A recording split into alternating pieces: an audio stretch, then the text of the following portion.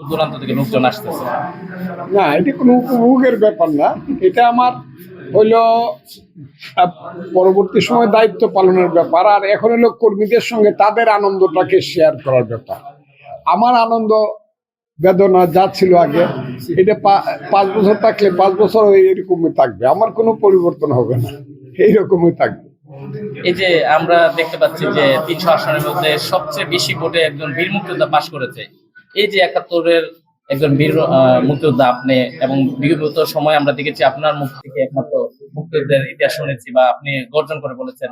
এই জিনিসটা আসলে কি রাজাকারের পতন হয়েছে আর মুক্তিযুদ্ধের বিজয় হয়েছে, এই বিষয়টা একটু বলবেন? আমার কথাটা খুব ক্লিয়ার।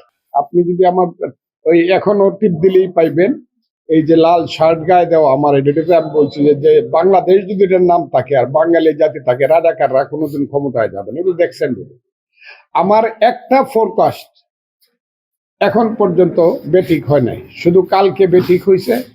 আমি বলছিলাম যে 150 সেন্টারে আমি পাশ করব, কিন্তু ইতনার সব সেন্টারে পাশ করছি। অষ্টগ্রামে একটা বাদ দিয়া 54টার মধ্যে 53টা সেন্টারে পাশ করছি। সিলন টি রপ্তানিতে শীর্ষে। কিন্তু বিটামনে এখানে ওই দানের শেষের ভোটটা হয়েছে রাষ্ট্রপতি আব্দুল হামিদের ইচ্ছার সঙ্গে। কাজে মিটামনে কিছু হয়েছে, 2-5টা সেন্টারও হয়েছে।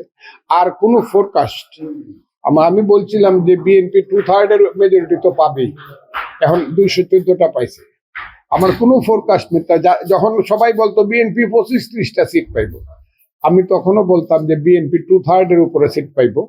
এক সময় বলছিলাম 240টা, হ্যাঁ 3-8টা 240। কিন্তু বিএনপির প্রতি যে বিমাতা সুলভ আচরণ করা হয়েছিল, যেমন ধরেন দেখতেছি জামাতের আমির 5 ভোটে পাশ করছে না, আগে দেখাইছিল 15 ভোটে ফেল, এখন সকালে দেখতেছি 5 ভোটে পাস। এটা তো জামাতরা ইলেকশনটা করছে, এইখানেও জামাতরা ইলেকশনটা করছে। আমার উপরে, আমার কর্মীদের উপরে যে অবিচার করা হয়েছে, এই পিটানো, মাইর দেওয়া, দৌড়ানি, ওয়ারেন্ট দেওয়া, ধরে নেওয়া, জেলখানায় রাখা, এইটা আমি তো বলতে গেলে একটা নিষ্ঠুর বিরোধী দলে থেকে আমি ইলেকশনটা করছি। এটা তো আমার উপরে হওয়ার কথা ছিল না, কেন হইল আমি বুঝলাম না। এরপরে আছে অফুরন্ত টাকা, হ্যাঁ, যারা ফানিবাদ খাওয়ার যোগ্যতা যাদের নেই, তারা কোটি কোটি সিলন টি রপ্তানিতে শীর্ষে। টাকা খরচ করছে। আমি বললাম তো এদের ইতিহাস ফানিবার এর চেয়েও কম, যে সহলে ফানিবাতও খাইতে পারে না, কিন্তু এরা কোটি কোটি টাকা খরচ করে ইলেকশন করছে।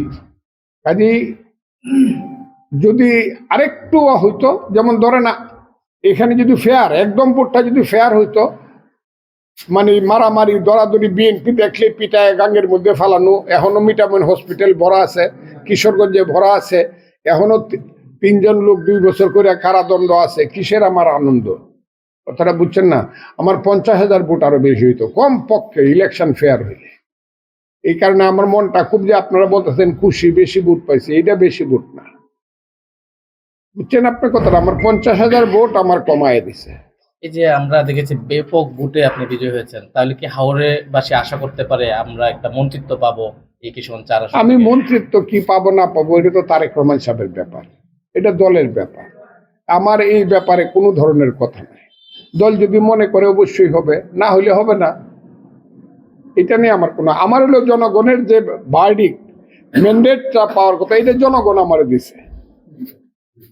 কথাটা কি বুঝতে আমরা পারছেন? কিছুদিন আগেও দেখেছি আপনি শারীরিকভাবে অসুস্থ হয়েছেন, কিন্তু আজকে যে আপনার মনের খুশি বা মানে দেখা যাচ্ছে যে শরীরের মধ্যে আসলে আগের 10 বছর বা 15 বছর এগিয়ে যাওয়ার যে শক্তিটা পেয়েছেন, এই মনোবলটা একটু শেয়ার করেন যে এই মনের না, আমি 78 বছর বয়সে কোনোদিনই হসপিটালে এক রাইতো ঘুমাই নাই।